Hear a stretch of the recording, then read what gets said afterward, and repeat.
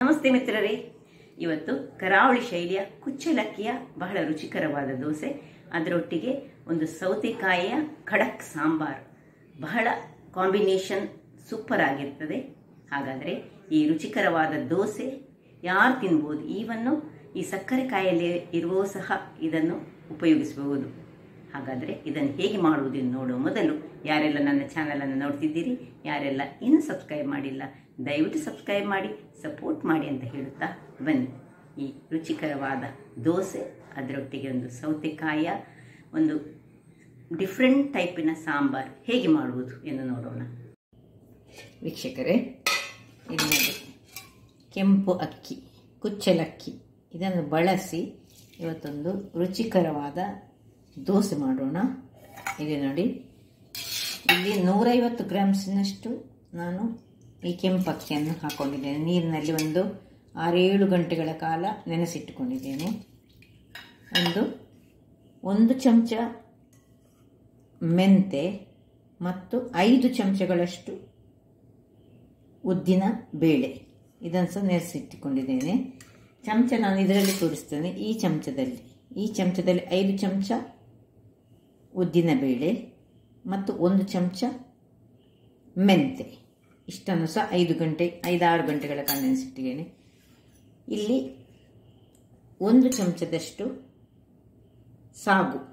ಸಾಬುದಾನ, ಇನ್ನು 2 ಚಮಚಗಳಷ್ಟು ಈ ಅವಲಕ್ಕಿಯನ್ನು ಈಗ ನಾನು ಸ್ವಲ್ಪ ಇದನ್ನು ತೊಳೆದುಕೊಂಡು ನೀರಿನಲ್ಲಿ ಕ್ಲೀನ್ ಮಾಡ್ತೇನೆ. ಮತ್ತು ಅದರೊಟ್ಟಿಗೆ ಗ್ರೈಂಡ್ ಮಾಡುವಾಗ ಹಾಕೊಳ್ಳಿಕ್ಕೆ ಇದು ಚೆನ್ನಾಗಿ ಕ್ಲೀನ್ ಆಗಬೇಕು. ಸ್ವಲ್ಪ ನೀರು ಹಾಕಿ ನೀರನ್ನು ತೆಗೆದುಕೊಂಡು ಹೀಗೆ ಮಾಡಿ 1 ಚಮಚದಷ್ಟು ನೀರು ಹಾಕ್ಕೊಂಡು ಇಡ್ತೇನೆ. ಈಗ ಒಂದು ಮಿಕ್ಸಿ ಜಾರನ್ನು ತೆಗೆದುಕೊಳ್ಳೋಣ. ಒಂದು ಮಿಕ್ಸಿ ಜಾರನ್ನು ತೆಗೆದುಕೊಂಡು ಇದರಲ್ಲಿ ಮೊದಲಿಗೆ ಈ ಕುಚ್ಚಲಕ್ಕಿ ಒಂದು ರುಚಿಕರವಾದ ಸ್ವಲ್ಪ ಉದ್ದನ್ನು ಬಳಸಿ ಮಾಡುವಂತಹ ದೋಸೆ. ನಾವು ಹೆಚ್ಚಾಗಿ ರಾ ರೈಸ್ ಅಂದರೆ ದೋಸೆ ರೈಸಲ್ಲಿ ಅಥವಾ ಇಡ್ಲಿ ರೈಸಲ್ಲಿ ಮಾಡ್ತೇವೆ. ಇವತ್ತು ನೋಡಿ ಎಲ್ಲವನ್ನು ಸಹ ಇದನ್ನು ಸಹ ಹಾಕೊಳ್ತಿದ್ದೇನೆ.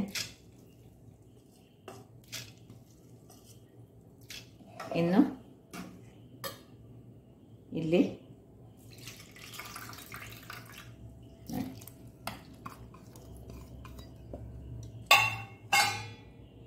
ಇದರ ನೀರನ್ನು ತೆಗೆದುಕೊಳ್ಳೋಣ. 1 ಚಮಚದಷ್ಟು ನೋಡಿ. ಇಷ್ಟಕ್ಕೆ ಈ ಉದ್ದನ್ನು ಕ್ಲೀನ್ ಮಾಡಿ ಹಾಕೊಂಡ ನೀರನ್ನೇ ಹಾಕ್ಕೊಂಡು ನಾನು ಇದನ್ನು ಒಳ್ಳೆ ಗ್ರೈಂಡ್ ಮಾಡಿ ತರ್ತೇನೆ. ವೀಕ್ಷಕರೇ ನೋಡಿ, ಒಳ್ಳೆ ಗ್ರೈಂಡ್ ಆಗಿ ಬಂತು. ಈ ಗ್ರೈಂಡ್ ಆಗುವಾಗ ಇದು ತುಂಬ ಹೊತ್ತು ತೆಗೀತದೆ. ಇದು ಯಾಕಂದರೆ ಕುಚ್ಚಲಕ್ಕಿ ಆದ ಕಾರಣ ಈ ಲೋಟದಲ್ಲಿ ನಾನು 1.5 ಲೋಟದಷ್ಟು ನೀರು ತೆಗೆದುಕೊಂಡಿದ್ದೇನೆ. ಅಂದರೆ ಸಾಧಾರಣ ನಮ್ಮ 16 ಲೋಟ ಹೇಳಿದರೆ 2 ಲೋಟದಷ್ಟು ನೀರು ಬೇಕಾಯ್ತು ನಮಗೆ. ಈಗ ನೋಡಿ, ಇಷ್ಟು ಫೈನಾಗಿ ನಾವು ಇದನ್ನು ಗ್ರೈಂಡ್ ಮಾಡಿಕೊಳ್ಬೇಕು. ಈಗ ಇದನ್ನೊಂದು ಪಾತ್ರೆಗೆ ಹಾಕೊಳ್ಳೋಣ. ತುಂಬ ದಪ್ಪ ಇಟ್ಟುಕೊಡ್ಲಿಕ್ಕಿಲ್ಲ. ಈಗ ಇದರಲ್ಲಿರುವ ನೀರನ್ನು ಸ್ವಲ್ಪ ಹಾಕೊಂಡು, ಇದರಲ್ಲಿ ಉದ್ದಿನ ಬೇಳೆ ಇದ್ದ ಕಾರಣ ಇದರ ಫರ್ಮೆಂಟ್ ಆಗಲಿಕ್ಕೆ ನಾವು ಇಡ್ಲಿಕ್ಕೆ ಉಂಟು. ಈಗ ಇದು ಎಲ್ಲ ಡಯಾಬಿಟಿಕ್ ಪೇಷಂಟ್ಗಳಿಗೆಲ್ಲ ಒಳ್ಳೆಯದು. ಅವರಿಗೆಲ್ಲ ಬಿಳಿ ಅನ್ನವನ್ನು ಯಾರಿಗೆ ತಿನ್ನಲಿಕ್ಕೆ ಕೂಡುದು ಅಂಥವರು ಅಂತಹ ಕೆಂಪಕ್ಕಿಯ ಅನ್ನವನ್ನು ಅಂದರೆ ಕೆಂಪಕ್ಕಿಯ ದೋಸೆಯನ್ನು ತಿಂದರೆ ಬಹಳ ಉತ್ತಮ. ಈಗ ನೋಡಿ, ಇದು ತುಂಬ ದಪ್ಪ ಆಯಿತು. ಈಗ ಇದಕ್ಕೆ ಪುನಃ ನೀರನ್ನು ಹಾಕ್ಕೊಂಡು ನಾನು ಇದನ್ನು ಹದ ಮಾಡಿಕೊಳ್ತೇನೆ.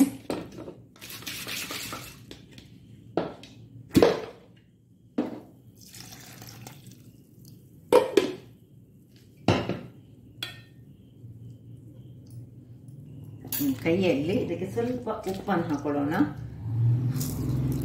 ರುಚಿಗೆ ತಕ್ಕಷ್ಟು ಉಪ್ಪು ಹಾಕ್ಕೊಂಡು ಅದನ್ನು ಚೆನ್ನಾಗಿ ಕಲಡಿಸಿಕೊಳ್ಬೇಕು. ಈ ದೋಸೆಯ ನಾವು ಉದ್ದಿನ ದೋಸೆ ಮಾಡ್ತೇವೆ ನೋಡಿ, ಅದೇ ಥರದಲ್ಲಿ ಈ ದೋಸೆ ಆಗ್ತದೆ. ಆದರೆ ಬಹಳ ರುಚಿಯಾಗಿ ಬರ್ತದೆ ಮತ್ತು ಆರೋಗ್ಯಕ್ಕೆ ಸಹ ಬಹಳ ಉತ್ತಮ. ಇದು ಇನ್ನೂ ದಪ್ಪ ಆಯ್ತು. ಇದಕ್ಕೆ ಇನ್ನು ಸ್ವಲ್ಪ ನೀರು ಹಾಕಿ ಹದ ತೋರಿಸ್ತೇನೆ ನಾನು ನಿಮಗೆ, ಯಾವ ಹದದಲ್ಲಿರ್ಬೇಕು ಹೇಳಿ. ಇನ್ನು ಸ್ವಲ್ಪ ನೀರು ಹಾಕಿ ನೋಡಿ ಈ ಹದಕ್ಕೆ ಮಾಡ್ಕೊಳ್ತೇನೆ ನಾನು.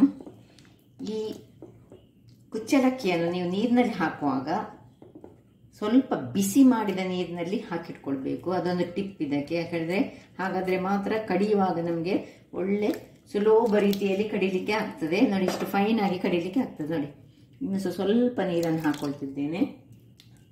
ಉಪ್ಪು ಹಾಕ್ಕೊಂಡೆ. ನೋಡಿ ಈ ಹದದಲ್ಲಿ ಬರಬೇಕು. ನಿಮಗೆ ಕಾಣ್ಬೋದು ಚೆನ್ನಾಗಿ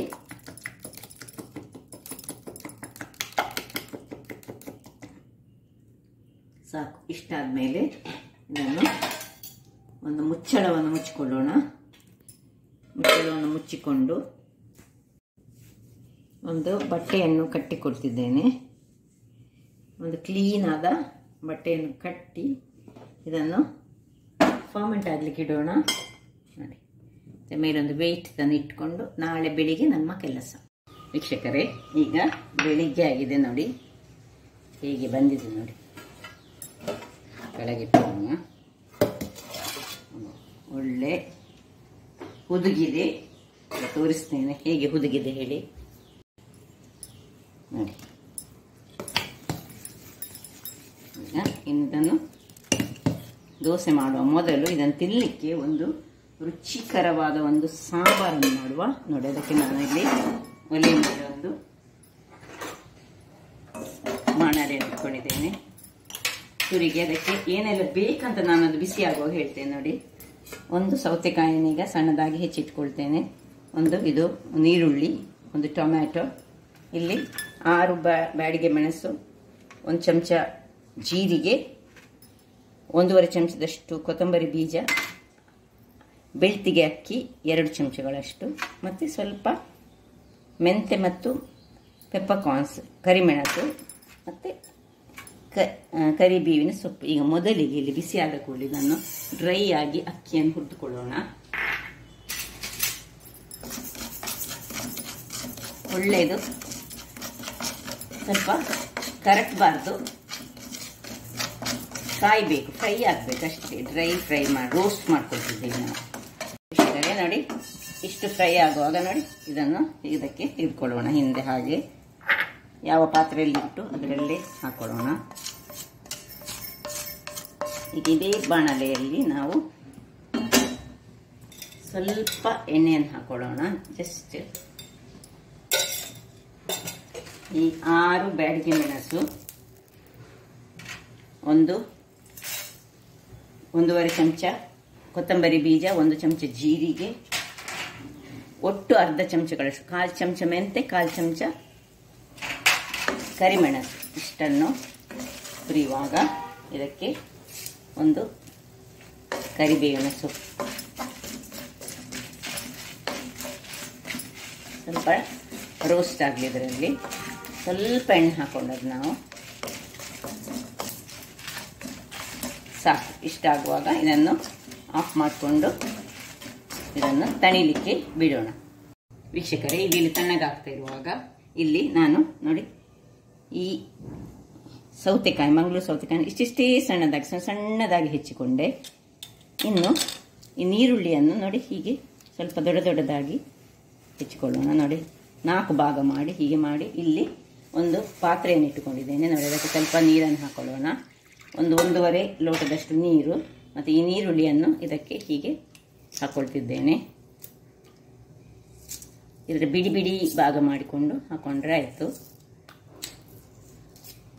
ಇನ್ನು ಇಲ್ಲಿ ಸಣ್ಣದಾಗಿ ಹೆಚ್ಚಿಟ್ಕೊಂಡಂತಹ ಸೌತೆಕಾಯಿ ಹಾಕಿಕೊಂಡಿದ್ದೇನೆ.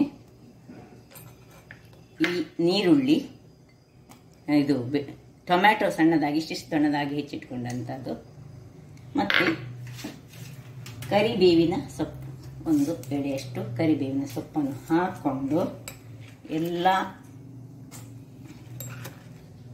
ಸೌತೆಕಾಯಿಗಳನ್ನು ಹಾಕಿ ಈಗ ಇದರ ಮುಚ್ಚಳವನ್ನು ಮುಚ್ಚಿಕೊಂಡು ಇದನ್ನು ಬೇಯಿಸಿಕೊಳ್ಳೋಣ. ವೀಕ್ಷಕರೇ, ಇದು ಇಲ್ಲಿ ಬೇಯ್ತಾ ಇರುವಾಗ ಇಲ್ಲಿ ಇದು ತಣ್ಣಗಾಗಿದೆ. ಈಗ ಒಂದು ಮಿಕ್ಸಿ ಜಾರನ್ನು ತೆಗೆದುಕೊಂಡು ನಾವು ಈ ಫ್ರೈ ಮಾಡಿದಂತಹ ಅಕ್ಕಿ ಹಾಕೊಳ್ತಿದ್ದೇನೆ ನಾನು. ಇನ್ನು ಇಲ್ಲಿ ಎಲ್ಲ ಮಸಾಲೆ ಹಾಕೊಂಡಿದ್ದೇನೆ. ಇನ್ನು ಸ್ವಲ್ಪ ಹಳದಿ ಹಾಕೊಳ್ಳೋಣ. ಇದಕ್ಕೆ ಒಂದು ಅರ್ಧ ಚಮಚದಷ್ಟು ಹಳದಿ ಪುಡಿ, ಇನ್ನು ಒಂದು ಸಣ್ಣ ನಿಂಬೆ ಗಾತ್ರದ ಹುಳಿ, ನಿಂಬೆ ಗಾತ್ರ ಸಹ ಬೇಡ, ಅದಕ್ಕಿಂತ ಸ್ವಲ್ಪ ಸಣ್ಣದೇ ಹುಳಿಯನ್ನು ಇದನ್ನೀಗ ನಾನು ಒಂದು ಡ್ರೈ ಆಗಿ ಒಂದು ಜಸ್ಟ್ ಒಂದು ಮಿಕ್ಸ್ ಮಾಡ್ತಾ ಇರ್ತೇನೆ. ವೀಕ್ಷಕರೇ, ಇಲ್ಲಿ ನೋಡಿ, ಇದು ಇಷ್ಟು ಪೌಡರ್ ಆಗಿ ಬಂತು. ಈಗ ಸಪೋಸ್ ನಿಮ್ಮದು ಮಿಕ್ಸಿಯಲ್ಲಿ ನಿಮಗೆ ಪೌಡರ್ ಮಾಡಲಿಕ್ಕೆ ಇದು ಕರೆಕ್ಟ್ ಆಗದಿದ್ರೆ ಸ್ವಲ್ಪ ಹೀಗೆ ಪೌಡರ್ ಮಾಡಿ ಪುನಃ ಒಂದು 2 ಲೋಟದಷ್ಟು ನೀರನ್ನು ಅರ್ಧ ಲೋಟದಷ್ಟು ನೀರನ್ನು ಹಾಕ್ಕೊಂಡು ಇದನ್ನು ಪುನಃ ಬೇಕಿದ್ರೆ ಹೀಗೆ ಒಳ್ಳೆ ಫೈನ್ ಆಗಿ ಬೇಕು ನಮಗೆ. ಇದು ಫೈನ್ ಪೇಸ್ಟ್ ಆಗಬೇಕು. ಅದರಿಂದ ಫೈನ್ ಮಾಡಿ ಕೆಲವರದ್ದು ಮಿಕ್ಸಿಯಲ್ಲಿ ಅದು ಪೌಡರ್ ಚೆನ್ನಾಗಿ ಆಗೋದಿಲ್ಲ ಅಂಥವರು ಹೀಗೆ ಸುರಿಗೆ ಸ್ವಲ್ಪ ಪೌಡರ್ ಮಾಡಿಕೊಂಡು ಮತ್ತೆ ಸ್ವಲ್ಪ ನೀರನ್ನು ಹಾಕ್ಕೊಂಡು ಇದನ್ನು ಪುನಃ ಗ್ರೈಂಡ್ ಮಾಡಿಕೊಳ್ಬೇಕು. ನೋಡಿ, ನೀರು ಹಾಕಿ ನಾನು ಗ್ರೈಂಡ್ ಮಾಡಿದಂಥ ಮಸಾಲ ನೋಡಿ ಎಷ್ಟು ಚೆನ್ನಾಗಿ ಬಂತು ನೋಡಿ, ಒಳ್ಳೆ ಫೈನ್ ಪೇಸ್ಟ್ ಆಯಿತು. ಈಗ ಇದನ್ನು ನಾವು ಪಕ್ಕಕ್ಕೆ ಇಟ್ಕೊಳ್ಳೋಣ. ನೋಡಿ, ಇದು ಇಲ್ಲಿ ಬೇಯ್ತಾ ಉಂಟು. ಇದು ಬೇಯಲಿ. ಇದು ಕರೆಕ್ಟ್ ಬೆಂದ ಮೇಲೆ ಏನು ಮಾಡೋದು ಅಂತ ನೋಡ್ತೇನೆ. ವೀಕ್ಷಕರೇ ನೋಡಿ, ಇಷ್ಟು ಬೇಯುವಾಗ ಇದಕ್ಕೆ ಒಂದು ತುಂಡು ಬೆಲ್ಲ ನೋಡಿ, ಒಂದು ಸಣ್ಣ ಬೆಲ್ಲ ಮತ್ತು ರುಚಿಗೆ ತಕ್ಕಷ್ಟು ಉಪ್ಪು ಹಾಕ್ಕೊಂಡು ಸ್ವಲ್ಪ ತಿರುಗಿಸಿ ಇನ್ನು ಪುನೊಮ್ಮೆ ಮುಚ್ಚಳ ಮುಚ್ಚಿ ಒಂದು 2-3 ನಿಮಿಷಗಳ ಕಾಲ ಬೇಯಿಸ್ಕೊಳ್ಳೋಣ. 2 ನಿಮಿಷಗಳ ಬಳಿಕ ನೋಡಿ ಒಳ್ಳೆ ಬೆಂದಿದೆ. ಈಗ ಸೌತೆಕಾಯಿ ಬೆಂದಿರಬೇಕು. ಸೌತೆಕಾಯಿ ಬೆಂದ ಮೇಲೆ ಈಗ ಇದಕ್ಕೆ ಈ ಮಸಾಲೆಯನ್ನು ನಾವು ಮಾಡಿಕೊಂಡಿದ್ದೇವೆ ಇದನ್ನು ಹಾಕೊಳ್ಳೋಣ. ಈ ಅಕ್ಕಿ ಇದಕ್ಕೆ ದಪ್ಪವನ್ನು ಕೊಡ್ತದೆ. ಅದರಲ್ಲಿ ತೆಂಗಿನಕಾಯಿ ಏನು ಹಾಕ್ಲಿಕ್ಕಿಲ್ಲ. ಈ ಸಾಂಬಾರು ಇದು ಸ್ವಲ್ಪ ಖಡಕ್ ಸಾಂಬಾರು. ಈ ಒಂದು ಕುಚ್ಚಲಕ್ಕಿಯ ದೋಸೆಗೆ ಬಹಳ ಒಂದು ಟೇಸ್ಟನ್ನು ಕೊಡ್ತದೆ. ಅದರಿಂದಾಗಿ ಸ್ವಲ್ಪ ಖಾರ ಇರ್ತದೆ ಮತ್ತು ಹುಳಿ, ಉಪ್ಪು, ಖಾರ, ಸಿಹಿ ಎಲ್ಲ ಸೇರಿ ಇದಕ್ಕೆ ಸ್ವಲ್ಪ ನೀರನ್ನು ಹಾಕ್ಕೊಳ್ತೇನೆ. ಒಂದು ಸಾಧಾರಣ 1 ಲೋಟದಷ್ಟು ನೀರನ್ನು ಹಾಕ್ಕೊಂಡು ನೋಡಿಕೊಂಡು ನಿಮ್ಮ ಸ್ವಲ್ಪ ದಪ್ಪ ಇರಬೇಕಿದು.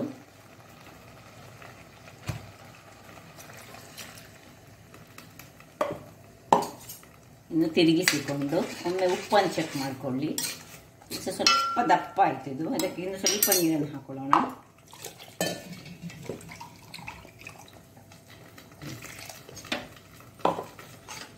ಉಪ್ಪನ್ನು ಚೆಕ್ ಮಾಡಿಕೊಂಡು ಅದು ಕರೆಕ್ಟ್ ಆಗಿದ್ರೆ ಬಹಳ ಚೆನ್ನಾಗಿ ಬರ್ತದೆ. ಪರಿಮಳ ಸಹ ಉಂಟು. ಜೀರ ಮತ್ತು ಕೊತ್ತಂಬರಿಯ ಪರಿಮಳ ಅಲ್ಲಿ ಹೊಡಿತದೆ ಮುಗಿಗೆ. ಉಪ್ಪು ಎಲ್ಲ ಸರಿ ಉಂಟು. ಖಾರ, ಬೆಲ್ಲ ತುಂಬ ಖಾರ ಇಲ್ಲ ಏನು. ಈಗ ಇದನ್ನು ಕುದಿಯಲು ಬಿಡೋಣ. ವೀಕ್ಷಕರೇ, ಇಲ್ಲಿ ಇದು ಕುದಿತಾ ಇರುವಾಗ ಇಲ್ಲಿ ಒಂದು ಸಣ್ಣ ಬಾಣಲೆ ಇಟ್ಟು ಅದಕ್ಕೊಂದು ರಪ್ಪ ಒಂದು ಒಗ್ಗರಣೆ ಕೊಡುವ. ಸಿಂಪಲ್ ಒಗ್ಗರಣೆ, ಏನಿಲ್ಲ. ಖಾಲಿ ಸಾಸಿವೆ ಒಂದು ಒಗ್ಗರಣೆ, ಒಂದು 2 ಚಮಚದಷ್ಟು ಸಣ್ಣ ಚಮಚದ 2 ಚಮಚ ಎಣ್ಣೆ ಬಿಸಿಯಾಗುವಾಗ ಸ್ವಲ್ಪ ಕರಿಬೇವಿನ ಸೊಪ್ಪು ಹಾಕೊಳ್ಳೋಣ. ಇದು ಸ್ವಲ್ಪ ಬಾಡುವಾಗ ಈಗ ಸಾಸಿವೆ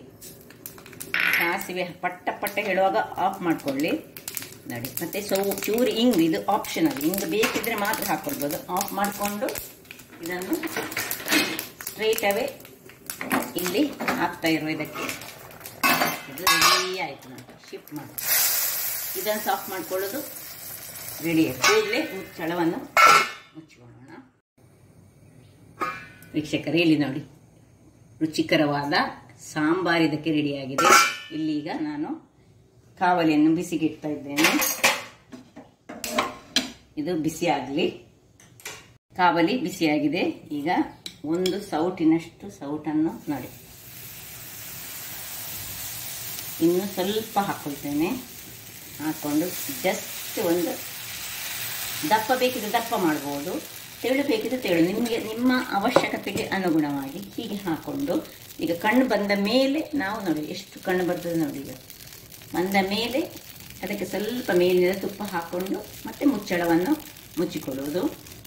ಬಹಳ ರುಚಿಕರವಾಗಿ ಬರ್ತದೆ. ಹೆಚ್ಚಾಗಿ ಯಾರಿಗೆಲ್ಲ ಕೆಲವರಿಗೆ ರೈಸ್ ಐಟಮಲ್ಲಿ ಬಿಳಿ ರೈಸ್ ಖುಷಿ ಇರದಿದ್ರೆ ಅಂದರೆ ಆರೋಗ್ಯಕ್ಕೆ ಆಗುವುದಿಲ್ಲ ಆದರೆ ಇಂತಹ ಕೆಂಪು ಅಕ್ಕಿಯಿಂದ ಇಂತಹ ದೋಸೆಯನ್ನು ಮಾಡಿ ತಿನ್ಬೋದು. ಅದಕ್ಕೊಂದು ನಾನು ಮಾಡಿದಂಥ ಸಾಂಬಾರ್ ಬಹಳ ಟೇಸ್ಟ್ ಆಗಿ ನೋಡಿ. ಇನ್ನು ಈಗ ಎಲ್ಲ ಹೋಲ್ಸ್ ಬಂದ ಮೇಲೆ ತುಂಬ ಹೋಲ್ ಬರ್ತದೆ. ಬೇಕಿದ್ರೆ ತೆಳು ಸಹ ಮಾಡಿಕೊಳ್ಬೋದು, ನೀವು ದಪ್ಪ ಸಹ ಮಾಡಿಕೊಳ್ಬೋದು. ನಾನು ಸ್ವಲ್ಪ ದಪ್ಪವನ್ನು ಮಾಡ್ತೇನೆ, ಮತ್ತೊಂದು ತೆಳು ಮಾಡ್ಕೊಂಡು ನೋಡ್ತೇನೆ. ಈಗ ಇದನ್ನು ಕಣ್ಣು ಬಂದ ಮೇಲೆ ಸ್ವಲ್ಪ ತುಪ್ಪ ಮೇಲೆ ಹಾಕೊಂಡು ನಾನು ಮುಚ್ಚಳವನ್ನು ಮುಚ್ಚಿಕೊಂಡು ಬೇಯಿಸ್ಕೊಳ್ಳೋಣ. ಮಿತ್ರರೇ, ಇಲ್ಲಿ ನೋಡಿ 5 ನಿಮಿಷಗಳ ಕಾಲ ಹದಾ ಉರಿಯಲ್ಲಿ ನಾನು ಬೇಯಿಸ್ಕೊಂಡಿದ್ದೇನೆ ಇದನ್ನು. ಈಗ ಇನ್ನು ಪುನಃ 1 ನಿಮಿಷ ಹೀಗೆ ನಾನು ಇದನ್ನು ಹೀಗೆ ಬಿಡ್ತೇನೆ. ನೋಡಿ ಎಷ್ಟು ಸ್ಮೂತ್ ಆಗಿ ಹೇಗೆ ಬಂದಿದೆ ನೋಡಿ ಅಂತೆ. ರುಚಿ ಸಹ ಅಷ್ಟೇ ಅದ್ಭುತವಾಗಿದೆ.